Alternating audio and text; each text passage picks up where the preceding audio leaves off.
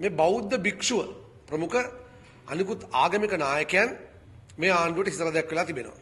අපි කවුරුද දන්නවද ත්‍රිකුණාමලයේ අර කස්සප ස්වාමීන් වහන්සේගේ සිදුවීම.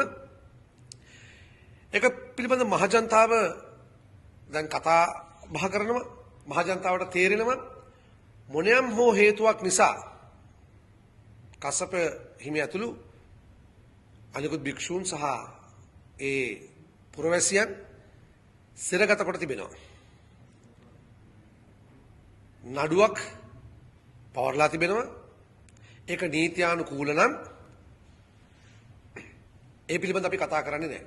නමුත් අපි කවුරුත් දන්නවා මේ රටේ අපපනත කියලා එකක් තියෙනවා. උසාවියට නිර්වද්‍ය සාක්ෂි ලබා දෙනවා නම් උසාවිය කවදත්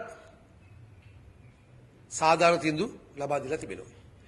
දැන් මේ කාරණේ අපිට පේන්න තිබෙන්නේ අනවසර ඉඩමක් සම්බන්ධයෙන් ඊට පස්සේ බෞද්ධ ප්‍රතිමාවක් ඒ ඉඩමේ තැන්පත් කිරීමට යාම සම්බන්ධයෙන් ඇති වුණු ආරවුල් තත්ත්වයක්.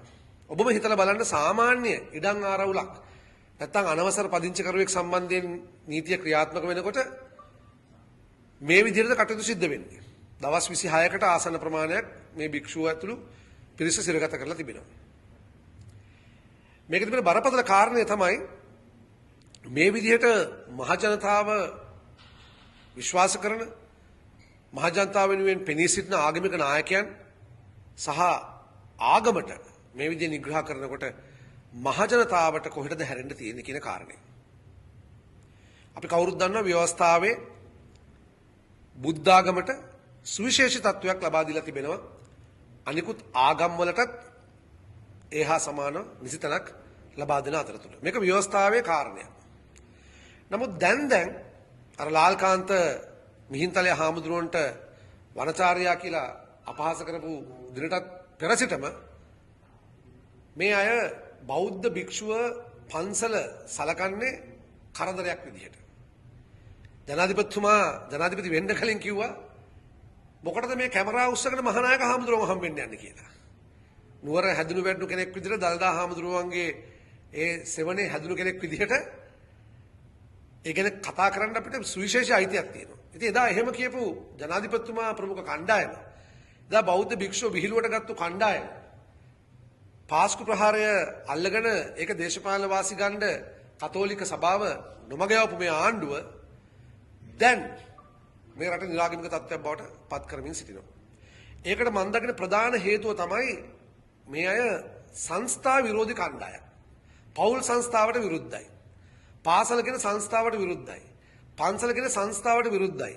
ගම කියන සංස්ථාවට විරුද්ධයි. රාජ්‍ය සේවකයා කියන සංස්ථාවට විරුද්ධයි. ඒ භූමිකාවට විරුද්ධයි. ඇයි?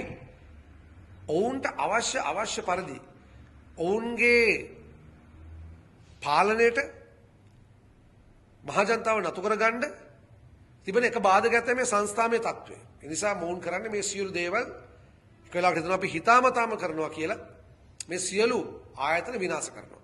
ඒ නිසා අපි රජයට කියන්න කැමති මේ විදිහේ ආගමික නායකයන් විශේෂයෙන් බෞද්ධ භික්ෂුව හැල්ලුවට ලක් කරලා රටේ ජන කොටස් අතර ප්‍රශ්නයක් ඇති කරන තත්ත්වය වහාම නවත්තන්න.